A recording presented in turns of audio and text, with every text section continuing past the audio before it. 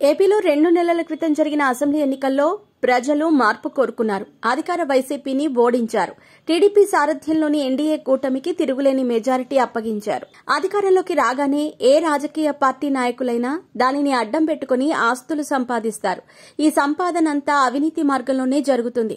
అయితే కేంద్రంలో బీజేపీ, ఆంధ్రప్రదేశ్లో వైసీపీ అధికారంలోకి వచ్చాక ఇటు బీజేపీ నేతలకు అటు వైసీపీ నేతలు అక్రమంగా పెద్దగా సంపాదించుకోలేదు. దీనికి కారణం కేంద్రంలో మోదీ, రాష్ట్రంలో జగన్ అక్రమ సంపాదనకు అనుమతించలేదు.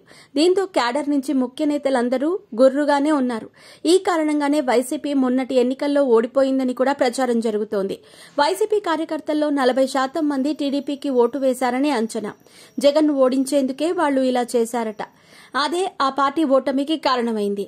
కొండ నాలుకకు మందేస్తే ఉన్న నాలుక ఊడిన చందంగా మారింది వైసీపీ నాయకుల పరిస్థితి. సంపాదనకు అవకాశం ఇవ్వలేదన్న కోపంతో జగన్ను ఓడిస్తే ఇప్పుడు అధికారంలోకి వచ్చిన టీడీపీ, జనసేన నేతలు వైసీపీ కార్యకర్తల ఇళ్లపై దాడులు చేస్తున్నారు. దీంతో ఇప్పుడు వాళ్లకు తత్వం బోధపడింది. తమకు తామే నష్టం చేసుకున్నామని భావిస్తున్నారు.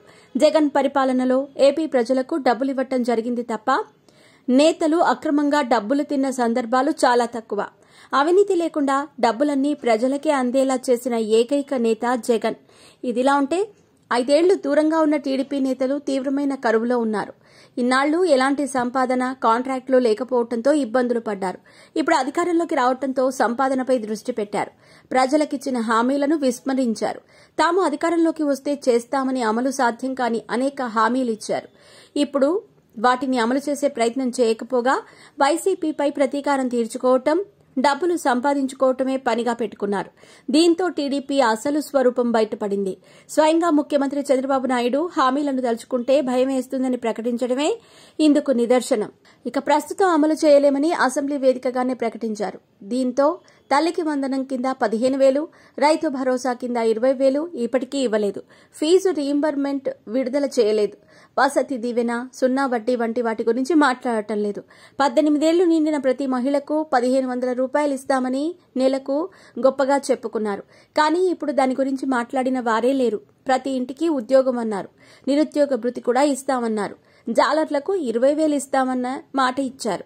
ఇదిలా ఉంటే జగన్ ప్రభుత్వం ప్రవేశపెట్టిన స్కీంలను కూడా ప్రస్తుత కూటమి ప్రభుత్వం నిలిపివేస్తోంది. పాఠశాలల్లో ఇంగ్లీష్ మీడియం విద్యాబోధన ఆపేశారు. రోజుకో మెనూ అనే విధానాన్ని పూర్తిగా తొలగించారు. పంటలకు ఉచిత బీమా ఎగ్గొట్టారు. రేషన్, విత్తనాల కోసం మళ్లీ క్యూలైన్లో నిలబెట్టే దుస్థితి వచ్చింది. వాలంటీర్లను కూడా దారుణంగా చీట్ చేశారు. వీటికి తోడు రాష్ట్రంలో హత్యలు, విధ్వంసాలకు పాల్పడుతూ ప్రజలను భయభ్రాంతులకు గురిచేస్తున్నారు.